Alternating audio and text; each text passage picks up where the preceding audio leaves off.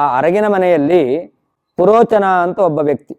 ಅವನು ಈ ಪಾಂಡವರನ್ನು ಸಾಯಿಸಬೇಕು ಎಂಬ ಉದ್ದೇಶದಿಂದಲೇನೆ ದುರ್ಯೋಧನನಿಂದ ನಿಯುಕ್ತನಾಗಿದ್ದ. ಭೀಮಸೇನ ದೇವರಿಗೆ ಆ ಗೃಹವನ್ನು ಪ್ರವೇಶ ಮಾಡಿದ ಕೂಡಲೇ ಓಹೋ, ಈ ಒಂದು ಮನೆ ನಮ್ಮನ್ನು ಸಾಯಿಸ್ಲಿಕ್ಕೋಸ್ಕರವೇ ನಿರ್ಮಾಣ ಮಾಡಿರ್ತಕ್ಕಂಥ ಮನೆ ಎಂಬತಕ್ಕಂಥದ್ದು ಭೀಮಸೇನ ದೇವರಿಗೆ ಸ್ಪಷ್ಟವಾಗಿ ಅರ್ಥವಾಗುತ್ತೆ. ಆ ಮನೆಯಲ್ಲಿ ಇದ್ದಂತಹ ಪುರೋಚನ ಅವನು ಸಮಯವನ್ನು ಕಾಯ್ತಾ ಇರ್ತಾನೆ. ಭೀಮಸೇನ ದೇವರು ಕೂಡ ಎಲ್ಲರನ್ನೂ ಕಾಯ್ತಾ ಇದ್ರು. ಅವನು ಇವರನ್ನು ಕೊಲ್ಲಿಕ್ಕೆ ಸಮಯವನ್ನು ಕಾಯ್ತಾ ಇದ್ರೆ, ಇವರನ್ನು ಯಾರನ್ನೂ ಕೂಡ ಸಾಯಿಸ್ಲಿಕ್ಕೆ ಬಿಡಬಾರದು ಅಂತ ಅವರನ್ನೇ ಭೀಮಸೇನ ದೇವರು ಕಾಯ್ತಾ ಇದ್ರು. ಹೀಗೆ ಪ್ರತಿ ದಿವಸ ಎಲ್ಲರೂ ಮಲ್ಕೊಳ್ತಾ ಇದ್ರು. ಪುರೋಚನ ಮಲ್ಕೊಂಡಂತೆ ನಾಟಕ ಮಾಡ್ತಾ ಇದ್ದ, ಆದರೆ ಭೀಮಸೇನ ದೇವರು ಎದ್ದು ಕೂತಿರ್ತಿದ್ರಂತೆ.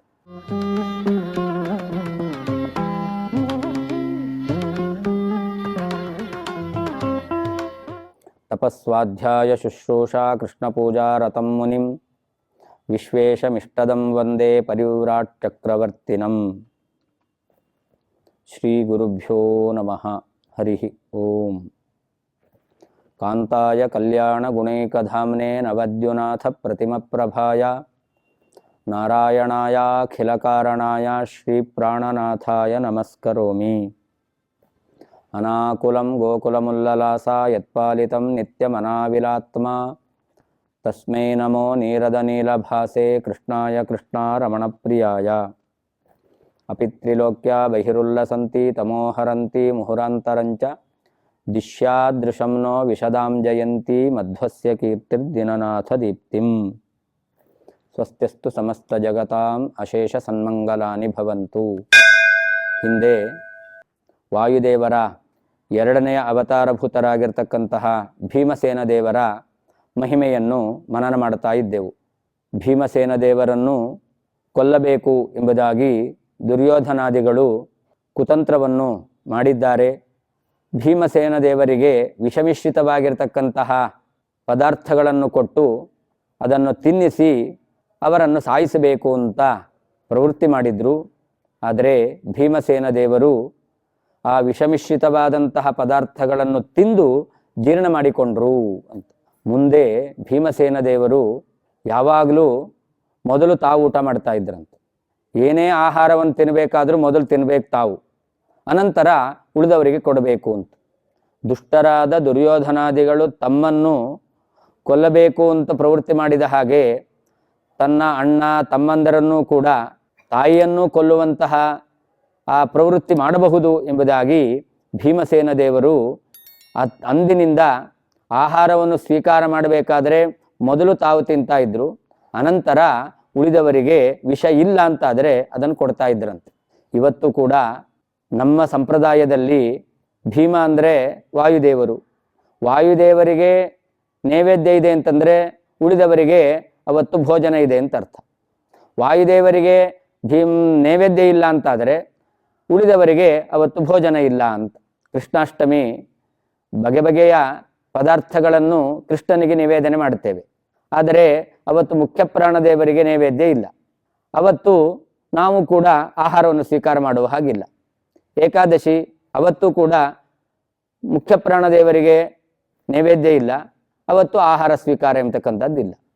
ಹೀಗೆ ವಾಯುದೇವರಿಗೆ ನೈವೇದ್ಯ ಇದೆ ಅಂತಂದರೆ ಉಳಿದವರಿಗೆ ಭೋಜನ. ಯಾಕೆ ಅಂತಂದರೆ ವಾಯುದೇವರಿಗೆ ನಾವು ನೈವೇದ್ಯವನ್ನು ಅರ್ಪಣೆ ಮಾಡಿದ್ದೇವೆ ಅಂತಂದರೆ ಏನಾದರೂ ಆ ನೈವೇದ್ಯದಲ್ಲಿ ವಿಷ ಎಂಬತಕ್ಕಂಥದ್ದು ಬೆರೆತಿದೆ ಅಂತಂದರೆ ವಾಯುದೇವರಿಗೆ ಭಗವಂತನಿಗೆ ಸಮರ್ಪಣೆ ಮಾಡಿದ ಮೇಲೆ ವಾಯುದೇವರಿಗೆ ಸಮರ್ಪಣೆ ಮಾಡಿದ್ರಿಂದ ಎಲ್ಲ ವಿಷಭಾಗಗಳು ಕೂಡ ಅದು ದೂರವಾಗುತ್ತೆ, ಅದು ಪರಿಶುದ್ಧವಾದಂತಹ ಆಹಾರವಾಗುತ್ತೆ ಎಂಬುವ ಅನುಸಂಧಾನದಲ್ಲಿಯೇನೇ ವಾಯುದೇವರ ನೈವೇದ್ಯವನ್ನು ಮಾಡಿ ನಾವು ಪದಾರ್ಥಗಳನ್ನು ಸ್ವೀಕಾರ ಮಾಡತಕ್ಕಂಥದ್ದನ್ನು ಸಂಪ್ರದಾಯದಲ್ಲಿ ಕಾಣ್ತೇವೆ. ಹೀಗೆ ಭೀಮಸೇನ ದೇವರು ಅಂದಿನಿಂದ ತಾವೇ ಮೊದಲು ಆಹಾರವನ್ನು ಸ್ವೀಕಾರ ಮಾಡ್ತಾ ಇದ್ರು. ವಿಷ ಇದೆ ಅಂತಂದರೆ ತಾವು ತಿಂದು ಅದನ್ನು ಜೀರ್ಣ ಮಾಡ್ಕೊಳ್ತಾ ಇದ್ರು ಅಂತ. ಹಾಗೆ ಭೀಮಸೇನ ದೇವರು ತಮ್ಮನ್ನು ಕೊಲ್ಲಬೇಕು ಎಂಬುದಾಗಿ ಏನು ಸರ್ಪಗಳ ಸಮುದಾಯವನ್ನೇ ಕಳಿಸಿದ್ದಾರೆ, ಆ ಸರ್ಪಗಳನ್ನು ಕೂಡ ಅವರು ನಾಶ ಮಾಡಿದ್ದಾರೆ.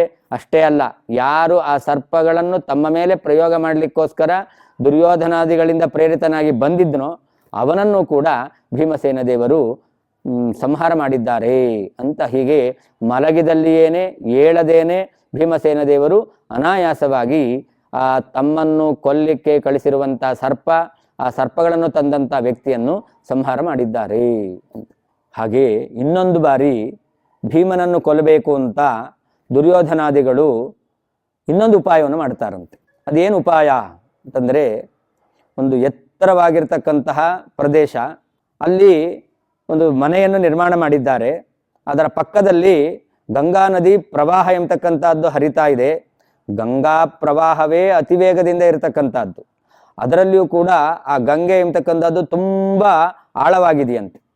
ಅಷ್ಟು ಅಗಾಧವಾಗಿರತಕ್ಕಂತಹ ಆ ಗಂಗಾ ನದಿಯ ನೀರಿನಲ್ಲಿ ಭೀಮಸೇನ ದೇವರನ್ನು ಹಾಕಬೇಕು, ಮುಳುಗಿಸಿಬಿಡಬೇಕು ಎಂಬುದಾಗಿ ದುರ್ಯೋಧನಾದಿಗಳು ಒಂದು ವ್ಯಾಪಾರವನ್ನು ಮಾಡಿದ್ದಾರಂತೆ.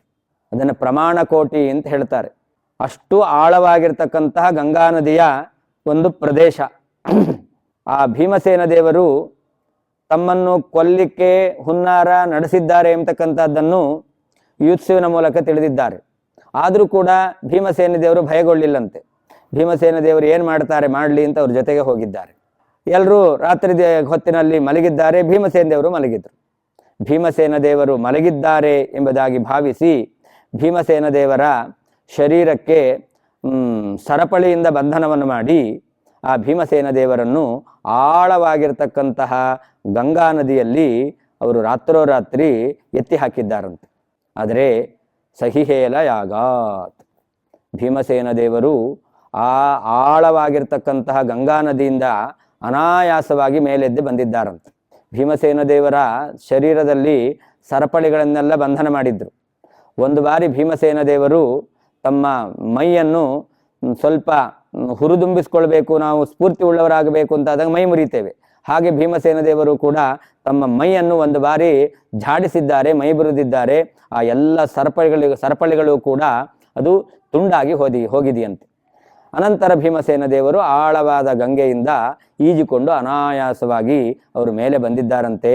ನಾರಾಯಣ ಪಂಡಿತಾಚಾರ್ಯ ವರ್ಣನೆ ಮಾಡ್ತಾರೆ, ಈ ವಿಷಮಿಶ್ರಿತವಾದ ಅನ್ನವನ್ನು ತಿಂದಿದ್ದಾಗಲಿ ಅಥವಾ ವಿಷಸರ್ಪಗಳ ವಿಷದ ಬಾಧೆಗೆ ಒಳಗಾಗದೇ ಇರೋದಾಗಲಿ ಅಥವಾ ಆಳವಾಗಿರ್ತಕ್ಕಂತಹ ಗಂಗಾ ನದಿಯ ಪ್ರದೇಶದಿಂದ ಮೇಲೆ ಬಂದದ್ದಾಗಲಿ ಇದ್ಯಾವುದು ಅದು ಆ ಭೀಮಸೇನ ದೇವರ ವಿಷಯದಲ್ಲಿ ಆಶ್ಚರ್ಯವೇ ಅಲ್ಲ ಎಂಬುದಾಗಿ ನಾರಾಯಣ ಪಂಡಿತಾಚಾರ್ಯರು ನೇದಂ ಜಗಜ್ಜೀವನದೇ ಚಿತ್ರಂ ಅಂತ ವರ್ಣನೆ ಮಾಡಿದ್ದಾರೆ. ಇಡೀ ಜಗತ್ತಿನಲ್ಲಿ ಎಲ್ಲರಿಗೂ ಜೀವನವನ್ನು ಕೊಡ್ತಕ್ಕಂಥವರು, ಅವರಿಗೆ ಮುಖ್ಯ ಪ್ರಾಣ, ಪ್ರತಿಯೊಬ್ಬರಿಗೂ ಪ್ರಾಣವನ್ನು ಕೊಡ್ತಕ್ಕಂಥವನು ಆ ವಾಯುದೇವರು. ಅವರ ಅವತಾರಭೂತರಾಗಿರ್ತಕ್ಕಂಥವರು ಭೀಮಸೇನ ದೇವರು. ಅವರನ್ನು ಸಾಯಿಸಲಿಕ್ಕೆ ಯಾರಿಂದ ಸಾಧ್ಯ?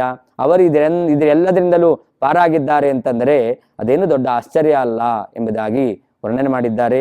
ಹೀಗೆ ಭೀಮಸೇನ ದೇವರು ತಮ್ಮ ಬಾಲ್ಯಾವಸ್ಥೆಯಲ್ಲಿ ದುರ್ಯೋಧನಾದಿಗಳಿಂದ ಅನೇಕ ವಿಧವಾಗಿರ್ತಕ್ಕಂತಹ ಪೀಡೆಗೆ ಒಳಗಾದರೂ ಕೂಡ ಎಲ್ಲವನ್ನೂ ಕೂಡ ಗೆದ್ದು ತಮ್ಮ ಪರಾಕ್ರಮವನ್ನು ತೋರಿದ್ದಾರೆ ಅಂತ.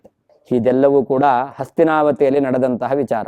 ಅನಂತರ ದುರ್ಯೋಧನಾದಿಗಳು ಈ ಪಾಂಡವರನ್ನು ಏನಾದರೂ ಮಾಡಿ ವಾರಣಾವತಕ್ಕೆ ಕಳಿಸಬೇಕು, ನಮ್ಮ ಜೊತೆಯಲ್ಲಿದ್ದರೆ ಈ ಪಾಂಡವರ ವ್ಯಕ್ತಿತ್ವವನ್ನು ನೋಡಿ, ಅವರಲ್ಲಿರ್ತಕ್ಕಂಥ ಗುಣಗಳನ್ನು ನೋಡಿ ಎಲ್ಲ ಪ್ರಜೆಗಳು ಪಾಂಡವರ ಪಕ್ಷಕ್ಕೆ ಸೇರ್ಕೊಂಡು ಬಿಡ್ತಾರೆ.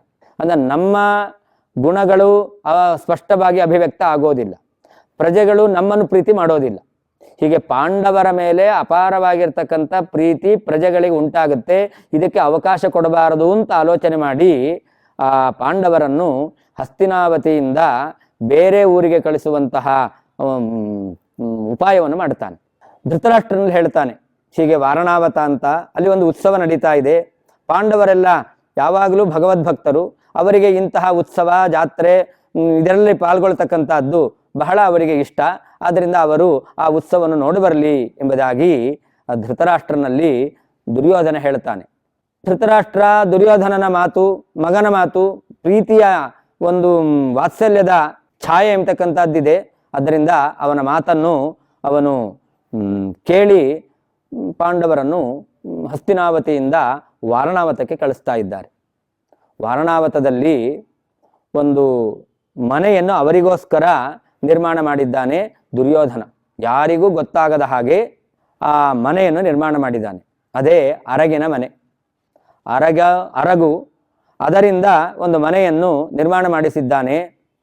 ಬೆಂಕಿ ಕೊಟ್ಟರೆ ಆ ಮನೆ ಎಂಬತಕ್ಕಂಥದ್ದು ಏನೂ ಕ್ಲೇಶ ಇಲ್ಲದೇನೆ ಅನಾಯಾಸವಾಗಿ ಅದು ಭಸ್ಮ ಆಗಬೇಕು, ಉರಿಬೇಕು. ಅಷ್ಟೇ ಅಲ್ಲ, ಆ ಮನೆಯಲ್ಲಿದ್ದವರು ಕೂಡ ಸುಟ್ಟು ಭಸ್ಮರಾಗಬೇಕು. ಇದು ಪಾಂಡವರನ್ನು ಸಾಯಿಸ್ಲಿಕ್ಕೋಸ್ಕರ ದುರ್ಯೋಧನ ಮಾಡಿರುವಂಥ ಒಂದು ಉಪಾಯ.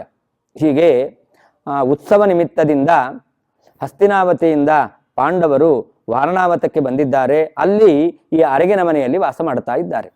ಆ ಅರಗಿನ ಮನೆಯಲ್ಲಿ ಪುರೋಚನ ಅಂತ ಒಬ್ಬ ವ್ಯಕ್ತಿ, ಅವನು ಈ ಪಾಂಡವರನ್ನು ಸಾಯಿಸಬೇಕು ಎಂಬ ಉದ್ದೇಶದಿಂದಲೇನೆ ದುರ್ಯೋಧನನಿಂದ ನಿಯುಕ್ತನಾಗಿದ್ದ. ಭೀಮಸೇನ ದೇವರಿಗೆ ಆ ಗೃಹವನ್ನು ಪ್ರವೇಶ ಮಾಡಿದ ಕೂಡಲೇ, ಓಹೋ, ಈ ಒಂದು ಮನೆ ನಮ್ಮನ್ನು ಸಾಯಿಸ್ಲಿಕ್ಕೋಸ್ಕರವೇ ನಿರ್ಮಾಣ ಮಾಡಿರ್ತಕ್ಕಂಥ ಮನೆ ಎಂಬತಕ್ಕಂಥದ್ದು ಭೀಮಸೇನ ದೇವರಿಗೆ ಸ್ಪಷ್ಟವಾಗಿ ಅರ್ಥವಾಗುತ್ತೆ. ಆ ಮನೆಯಲ್ಲಿ ಇದ್ದಂತಹ ಪುರೋಚನ ಅವನು ಸಮಯವನ್ನು ಕಾಯ್ತಾ ಇರ್ತಾನೆ. ಭೀಮಸೇನ ದೇವರು ಕೂಡ ಎಲ್ಲರನ್ನೂ ಕಾಯ್ತಾ ಇದ್ರು. ಅವನು ಇವರನ್ನು ಕೊಲ್ಲಿಕ್ಕೆ ಸಮಯವನ್ನು ಕಾಯ್ತಾ ಇದ್ರೆ, ಇವರನ್ನು ಯಾರನ್ನೂ ಕೂಡ ಸಾಯಿಸ್ಲಿಕ್ಕೆ ಬಿಡಬಾರದು ಅಂತ ಅವರನ್ನೇ ಭೀಮಸೇನ ದೇವರು ಕಾಯ್ತಾ ಇದ್ರು. ಹೀಗೆ ಪ್ರತಿ ದಿವಸ ಎಲ್ಲರೂ ಮಲ್ಕೊಳ್ತಾ ಇದ್ರು. ಪುರೋಚನ ಮಲ್ಕೊಂಡಂತೆ ನಾಟಕ ಮಾಡ್ತಾ ಇದ್ದ. ಆದರೆ ಭೀಮಸೇನ ದೇವರು ಎದ್ದು ಕೂತಿರ್ತಿದ್ರಂತೆ. ನಾನೇನಾದರೂ ಮಲಗಿದ್ದೇನೆ ಅಂತ ಗೊತ್ತಾದರೆ ಇವನು ಈ ಮನೆಗೆ ಬೆಂಕಿ ಕೊಡ್ತಾನೆ ಅಂತ ಗೊತ್ತು. ಅವನು ಎದ್ದು ನೋಡ್ತಾ ಇದ್ದ. ಭೀಮಸೇನ ದೇವರು ಅವನು ನೋಡ್ತಾ ಇದ್ರಂತೆ. ಭೀಮನಿಗೆ ನಿದ್ದೆ ಬಂದಿಲ್ಲ, ಭೀಮ ಅವನಿನ್ನೂ ಎದ್ದು ಕೂತಿದ್ದಾನೆ ಅಂತ ಆ ಪುರೋಚನ ಅವನು ಮಲಗುತ್ತಾ ಇದ್ದಂತೆ. ಮಲಗದಂತೆ ನಟನೆ ಮಾಡ್ತಾ ಇದ್ದ. ಹೀಗೆ ಒಂದು ದಿವಸಕ್ಕೆ ಅನೇಕ ಬಾರಿ ರಾತ್ರಿ ಕಾಲದಲ್ಲಿ ಎದ್ದು ಭೀಮನನ್ನು ನೋಡೋದು, ಭೀಮ ಮಲಗಿಲ್ಲ ಅಂದ್ಕೊಳ್ಳೆ ಮಲಗಿದಂತೆ ಆ ಪುರೋಚನ ನಟನೆ ಮಾಡೋದು. ಹೀಗೆ 6 ತಿಂಗಳುಗಳ ಕಾಲ ನಡೆದಿದೆಯಂತೆ. ಕೊನೆಯಲ್ಲಿ ಒಂದು ಬಾರಿ ಆ ಪುರೋಚನ ಅವನ ಸಹೋದರಿ ಮಕ್ಕಳ ಜೊತೆಯಲ್ಲಿ ಬಂದಿರ್ತಾಳಂತೆ.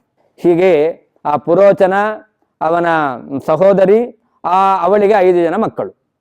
ಅವರೆಲ್ಲ ಒಂದು ದಿವಸ ಚೆನ್ನಾಗಿ ಮದ್ಯಪಾನ ಮಾಡಿ ಅವರೆಲ್ಲ ಮಲಗಿರ್ತಾರೆ.